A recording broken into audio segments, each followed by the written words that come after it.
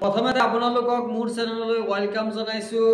আজি আমি আলোচনা কৰিম আৰসিসিৰ কলম এটা বহালে আপোনালোকে কেনেকৈ সঠিক নিয়মত বহাব পাৰিব বা কেনেকৈ বহালে সঠিক নিয়মত কলমটো বহিব সেই বিষয়ে আলোচনা কৰিম। ধৰি লওক আপুনি আৰসিসিৰ কলম এটা বহাবলৈ লৈছে, 2 তলাই হওক 3 তলাই হওক। আপুনি ধৰি লওক 2 তলা ফাউন্ডেশনৰ জালিটো আপুনি বহাইছে 4 ফুট বাই 4 ফুট জালিটো দিলে।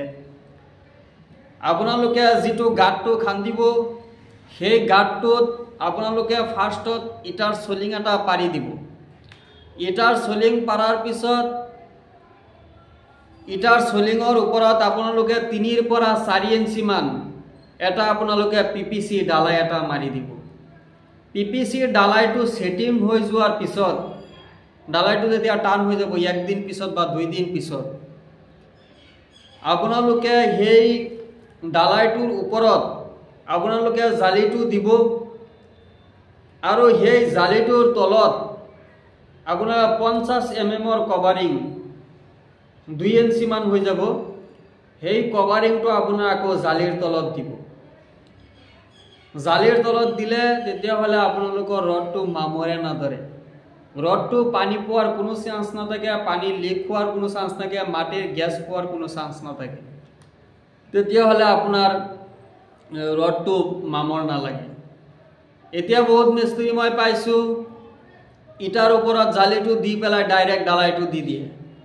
ডাইৰেক্ট ডালাইটো দি দিলে আপোনাৰ ইটাৰ পৰা পানী আহি ৰডটো জং ধৰিব আৰু সেই বিল্ডিংৰ লং লাইফটো কমি যাব। আপোনাৰ জালিটো যে তলত মামৰে খাই দিয়ে, ৰড মামৰে খাই দিয়ে, এটা আপোনালোকে নিজে অনুমান কৰিব পাৰিব কিমান দিন যাব। এতিয়া আপোনাৰ জালিটোৰ তলত কভাৰিং দি পেলাই পিছত আপোনালোকে ডালাইটো মাৰি দিব। ডালাইটো পিছত আপোনালোকে আৰু ধৰি লওক 4-5 ইঞ্চি বা 6 ইঞ্চি ডালাই আপোনালোকে মাৰি দিয়ে। আপোনালোকৰ কমেও আপোনাৰ ডালাইটোৰ ডাঠ হ'ব লাগে 8 পৰা 9 ইঞ্চি। আগতে আপোনালোকে যেটো ডালাইটো দিলে 4 ইঞ্চি সেই ডালাইটোৰ তলত আকৌ 2 ইঞ্চি গুটকা আছে 6 ইঞ্চি আৰু এইটো ওপৰত যদি আৰু 4 ইঞ্চি ডালাইটো দি দিয়ে তেতিয়াহলে 10 ইঞ্চি। ইমানটো ডাঠ হলে বহুত মজবুত হ'ব আৰু কোনো ধৰণৰ প্ৰবলেমে দেখা নিদিয়ে।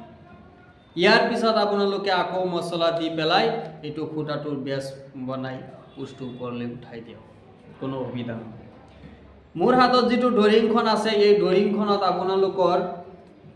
আপোনালোকে চাব পাৰে এই ডৰিংত আপোনাৰ লিখা আছে ফাউন্ডেশনৰ কভাৰিংটো আপোনাৰ 50 mm দিব লাগে,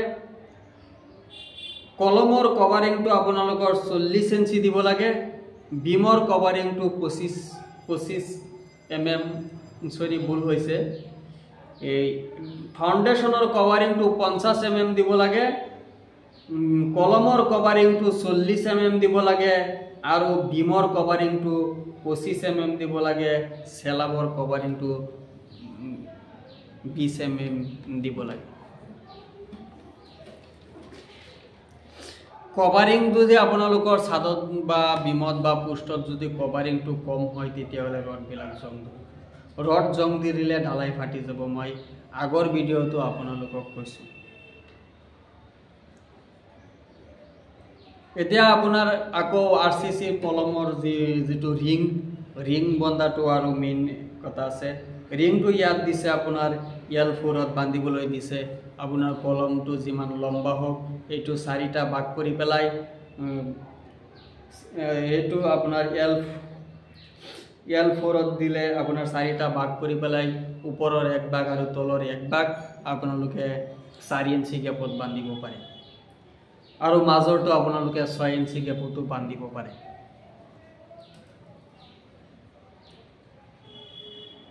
আজিৰ ভিডিঅ'টো মই ইমানতেই শেষ কৰি দিওঁ। বেছি লম্বা ভিডিঅ' মানুহে চালেও আমনি পায়।